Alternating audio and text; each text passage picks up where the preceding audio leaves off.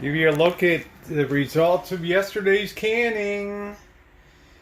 Got 14 pints of red sauce. Definitely worth it. So put up about 24, 25 pints. And I have a lot of confidence in this batch. In here, I also have some I'm starting to use. This first batch, I'm just keep it under refrigeration just because maybe not the best technique, but the technique here was great yesterday.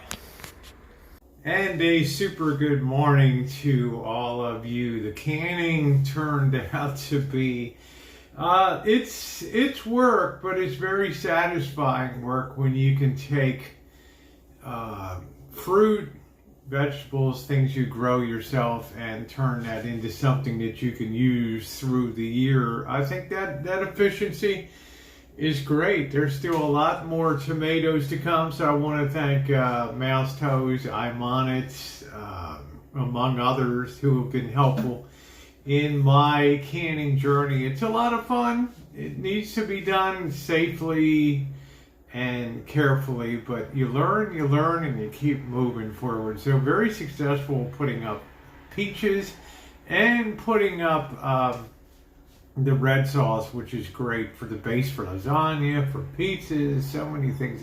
It's excellent.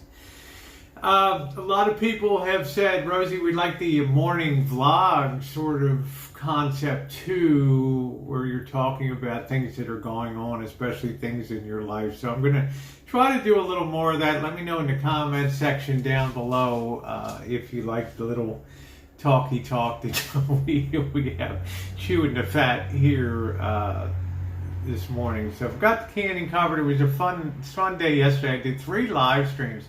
I didn't intend to do 3, but I did. I was going to do 2, and it ended up being 3 because of the phone problem. And I'm so thrilled that I have a screen and a new battery in my S10 Plus because, well, that's like my sidekick for a lot of years. And I just get sad at the thought of retiring it down. I know I got the A53 S, which is a fantastic phone. I use this for when I'm going to do things that I take out of the stream that are interesting that I might see walking, and doing separate uploads for that, or TikTok. But this is like the standard bearer. This is like our flagship that I've recorded thousands and tens of thousands of video clips on,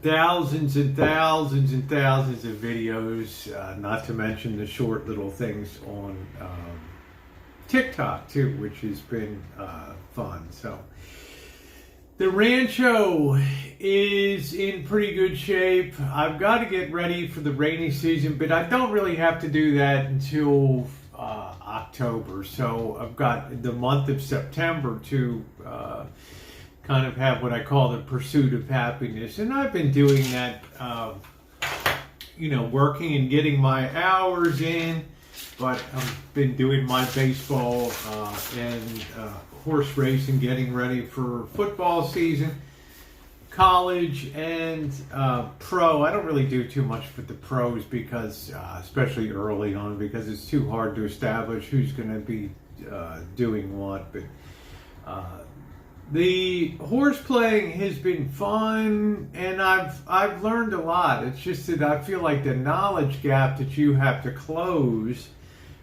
You'll never get inside of a horse's head. It's not going to talk to you and tell you it feels like shit today. It's not a good day for running. Why am I out here on the track? Hey, it's sprinkling. Why is this guy on my back? I don't like this whole deal, right?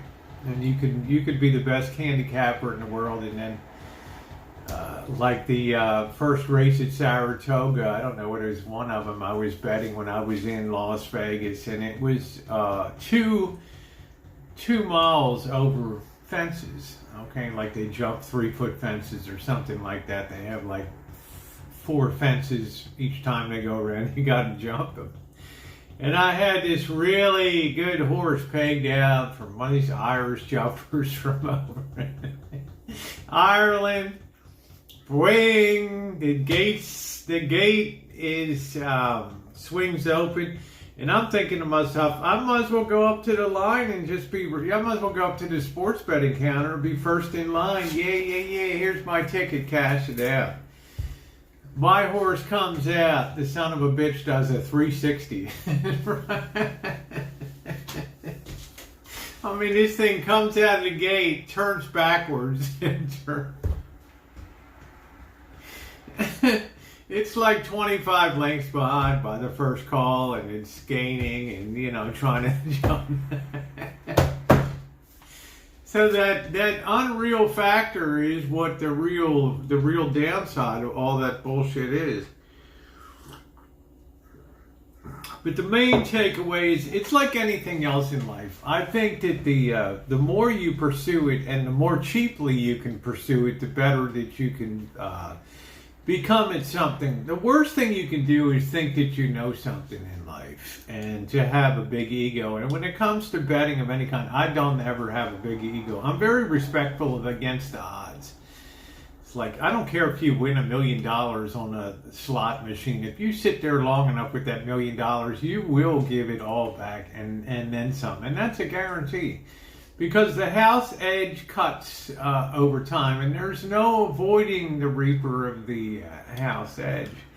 The takeout in horse betting is high too. You put in your bet, but before your money even goes into the win, play, show pool, or the exotic bets, the exactas, trifectas, pick fours, and pick fives, the track's already taken out. They're 16 cents on the dollar. And then putting the remaining 84 cents into the betting pool. So they're getting their cut out of everything that's going through. And you've got to overcome that too. So the thing is, you got to, in my opinion, you have to resist throwing money at something. Okay, and it's what they call the martingale system. You put $2 on red. If it doesn't hit, you double your bet to $4. If red doesn't hit again, you double it up to $8. Well, red doesn't hit again. Now you're at $16.32 up, and you can have a catastrophic run of 10 in a row, a streak, and you can be up to six figures that you got to put on the table. Well, you're not going to be able to put that bet down, and you're screwed. It's like anything else. Bet a small amount of money because things can scale up if you're correct. You can always scale up, but a lot of people make the mistake of coming in, flashing $100, $200, $300, $500 on a race. They get blown out for $3,000, $4,000. They're done for racing. Did they learn anything? No, they learned that they learned that they have a great aptitude for pissing money away. All right, that's what they learned. So those people that were fearful that I would be a degenerate or something, you guys really don't know how cheap I am, okay? To me, it's more up here than the money. Nothing that you're ever going to win is going to ever change your life materially. Now, knowing that, why would you ever,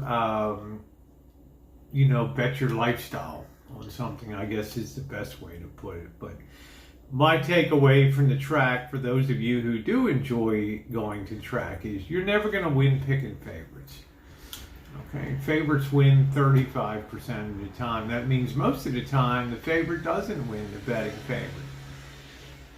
And therefore, you have to have a strategy that's going to pay off. And the thing I have discovered is to look at the form and the things about the horses, and don't bet the horse that you think is going to win. Take a look at the horses and decide, can this horse win? I mean, that's a big difference, because I've seen 15-to-1 shots, even 30-to-1 shots come through and things. So you never know on any given day. Those horses are handicapped to theoretically be equivalent when the gate opens. So you never really know if a horse is going to have a stellar day or the favorite's going to do the 360 in front of the starting gate. But it's it's a lot of fun, and it's something I really cut my teeth on years ago growing up in Baltimore. Of course, Maryland, Kentucky, and New York racing are the big three places on the East Coast, at least, for thoroughbred racing. But it was a lot of fun. Now, what's been going really good is the baseball, and really getting a handle on baseball and sports betting on baseball. There's a lot of different, I'm not going to go into it, but there's a lot of ways to skin a cat besides just picking who you think is going to win. You can pick whether you think the total number of runs is going to be over or under a certain number that the line sets. You can also pick if you think a team's going to win by two runs over another. So there's a lot of things that you can bet first 5 innings if you want. If you think the starting pitcher is great, but the bullpen is shit, you can go in and bet first 5 innings and take the bullpen out of the picture. And it's a very interesting, there's a lot of ways to do it. But for me, don't get it twisted. It's more about the intellectual aspects of beating a human being that's setting that line.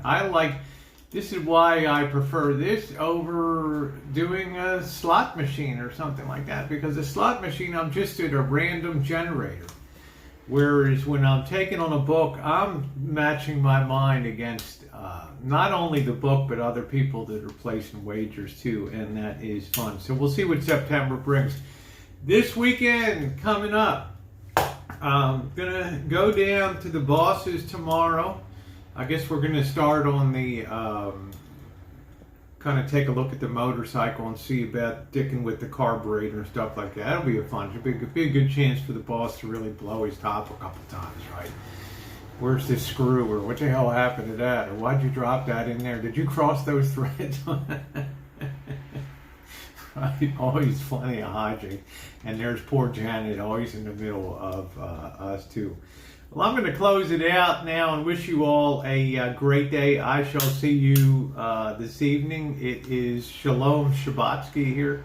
Do a little bit of shopping. Have a good time as usual. And if you're not subscribed, make sure you hit that subscribe and hit that bell for all notifications. This is a very active channel. There's always things going on year after year after year. I have an interesting life. What can I tell you? All right, guys. Thumbs up or appreciate it. Let me know down below if you like the morning vlogging format. And once again, have a wonderful day.